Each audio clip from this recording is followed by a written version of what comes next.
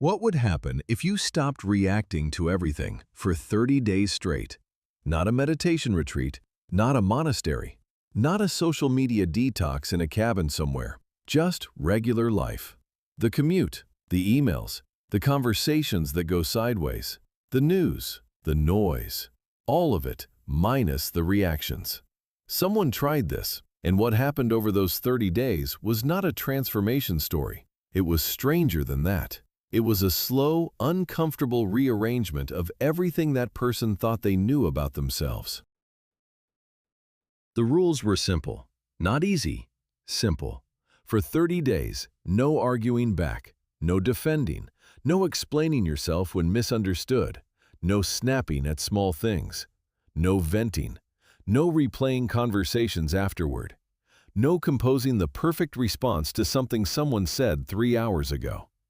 When the impulse to react appeared, and it would appear, constantly, the task was to notice it, name it silently, and let it pass without acting on it.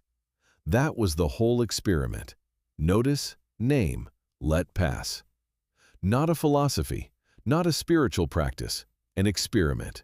30 days, start to finish. Day 1 felt almost exciting.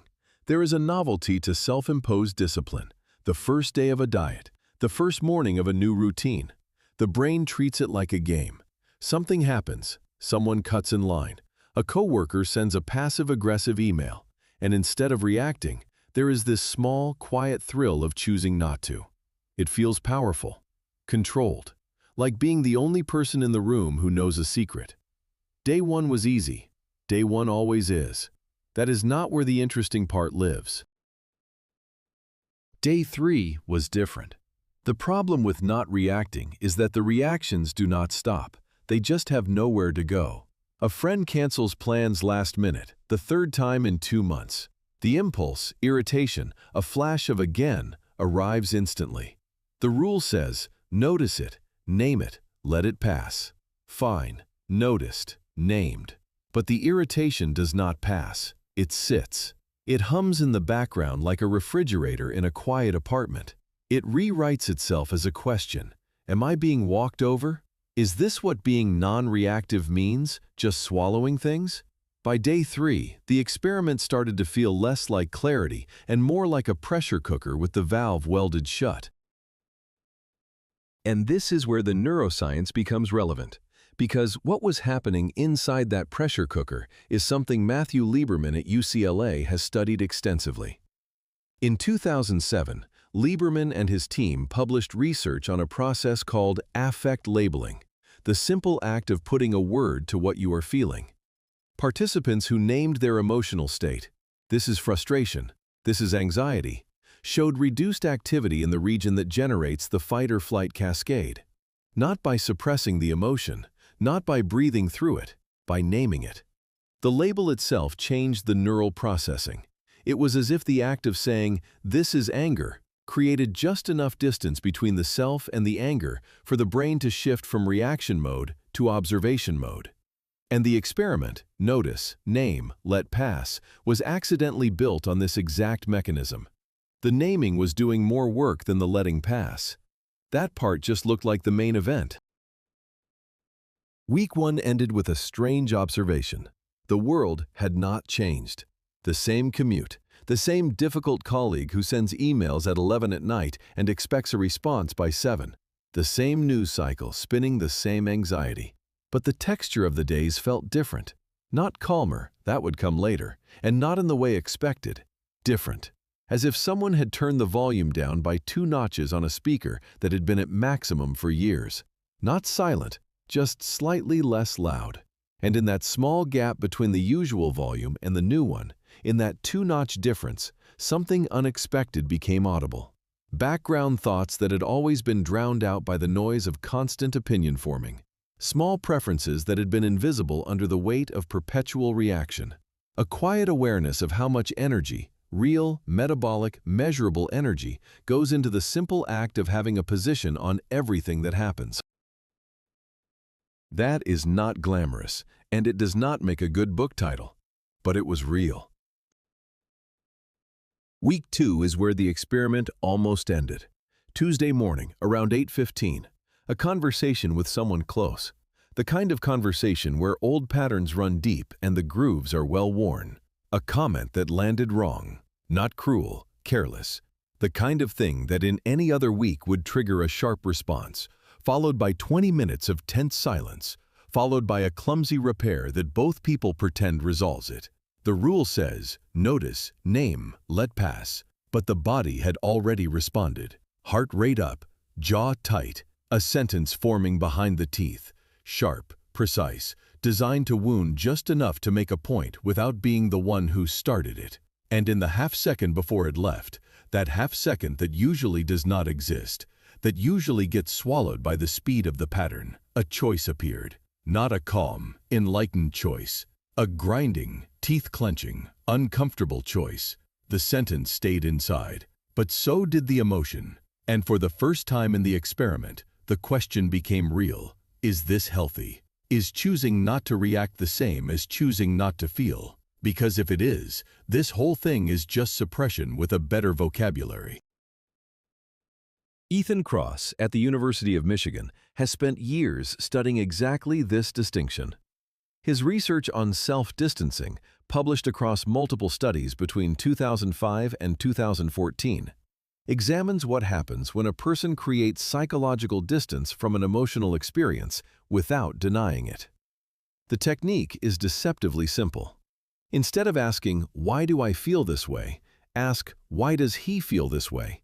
or "Why does she feel this way?" referring to yourself in the third person.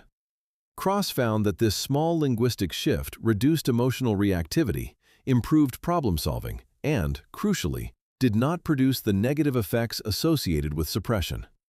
The emotion was still present, the person still felt it, but the relationship to it shifted. Like stepping back from a painting. The painting does not change, the perspective does. And something similar happened naturally around day 12, not through technique, but through sheer repetition. The impulse to react still arrived, it never stopped arriving, but the space around it had widened. Not through willpower, through the same process by which a path forms in a field. Not because someone decided to build one, but because someone walked the same route enough times that the grass stopped growing back. The brain has a region called the anterior cingulate cortex. Think of it as the conflict detection center. When there is a mismatch between what you are about to do and what you intend to do, reaching for a cigarette when you are trying to quit, snapping at someone when you are trying not to, this region fires. It says, wait. Something does not match. Under normal conditions, this signal is weak and fast, easily overridden by the momentum of habit. But repeated practice, like 12 days of noticing the impulse before acting on it, appears to strengthen this signal. Not dramatically, not like flipping a switch, more like slowly turning up the sensitivity on a smoke detector that had been set too low for years. By the end of week 2, the notice, name, let pass sequence was no longer a rule being followed consciously. It was becoming something closer to a reflex. Not a comfortable one, but a reflex. Week 3 brought something nobody expected. The quiet. Not external quiet, the world was still loud. Internal quiet. A reduction in the constant background hum of self-narration. The running commentary. That was rude. Why did they say that? What should I have said? What will happen tomorrow? Did not disappear. But it thinned. Like fog burning off in morning light. Still there, but less dense. And underneath the fog, a strange, slightly unsettling stillness. Not peace, not yet. Something more like the silence after a machine you did not know was running finally shuts off. That moment where you realize the hum had been there the whole time, and you had been spending energy filtering it out without knowing. And in that stillness, something odd surfaced. Boredom. Not the restless kind, the existential kind, the kind that arrives when the constant noise of reaction stops providing the texture of the day. Because here is something nobody in the non-reactivity space talks about.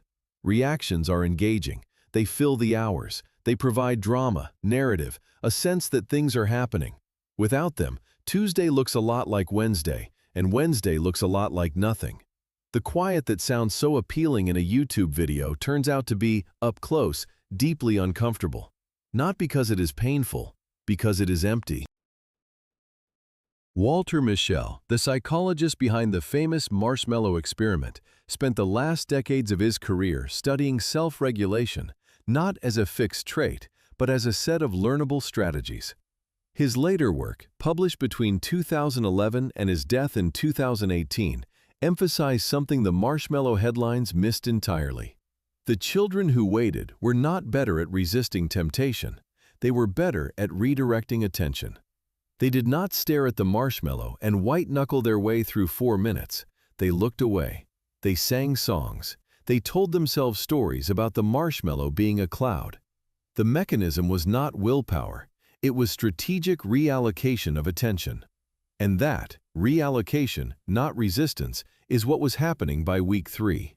The reactive impulse still fired, but attention had learned, slowly and imperfectly, to go somewhere else.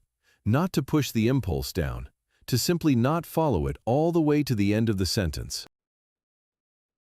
There is a cost to this, and the cost is the part that gets edited out of every transformation story about non-reactivity. The cost is this: some reactions are correct, some anger is appropriate, some frustration is a signal, not noise, a signal that a boundary has been crossed, that something is wrong, that action is required.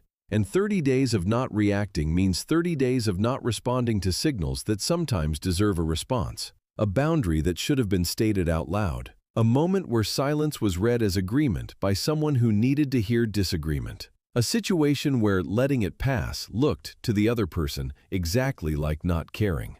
The experiment did not distinguish between reactive noise and legitimate signal. And for a few days in week 3, the quiet days, the thin fog days, the absence of reaction started to feel less like growth and more like absence. Like a room where all the furniture has been removed. Clean, spacious, and strangely cold. And that matters, because the version of this story that circulates online is always the clean one. 30 days, transformation, new person, before and after. What gets left out is the Tuesday where the sentence should have been said and was not. What gets left out is the friend who noticed the change and did not mean it as a compliment. You seem distant. Not, you seem peaceful. Distant. What gets left out is the realization, around day 22, that non-reactivity is not a destination. It is a tool. And like all tools, it can be used precisely, or it can be used carelessly. A scalpel in a surgeon's hand saves a life. The same scalpel, applied to everything, is just a blade. Most people feel exactly this when they try. They just do not say it. Day 30. The question that every story like this is supposed to answer: what changed? And the honest answer, the one that does not fit neatly into a title or a thumbnail or a 3-minute highlight reel, is less than expected and more. The world was the same. The reactive impulses were still there, every single one of them. The difficult conversations were still difficult. Nothing had been solved. No enlightenment had arrived. No unshakable calm had descended from above. But something had shifted in the space between the stimulus and the response. Not a wall. Walls had been tried before, and they crumble the moment someone knows where to push. Not a philosophy. Philosophies had been consumed and forgotten by the dozen. Something more like a half-second of daylight. A gap where there used to be none. And in that gap, not always, not perfectly, not in every situation, a choice. The kind of choice that does not feel powerful in the moment. The kind that only makes sense when you look back across weeks and notice that the pattern has, very slightly, changed direction. That half-second is not enlightenment. It is not freedom. It is not even impressive. It is the most boring, undramatic version of change that exists. No one will make a highlight reel of it. No one will put it on a poster. And it might be the only version that is real. And that is worth sitting with for a moment. We have been in the dark for a while now, the shadow of letting go, the cost of becoming unavailable, and now the unglamorous reality of what non-reactivity actually looks like up close. Through all of it, one question keeps surfacing that has not been addressed directly. The thing that makes all of this, the observation, the non-reactivity, the entire self-improvement apparatus, potentially dangerous. Next week, the lie that sits quietly at the center of every motivational video on this platform, including, possibly, this one. And if that sounds uncomfortable, good.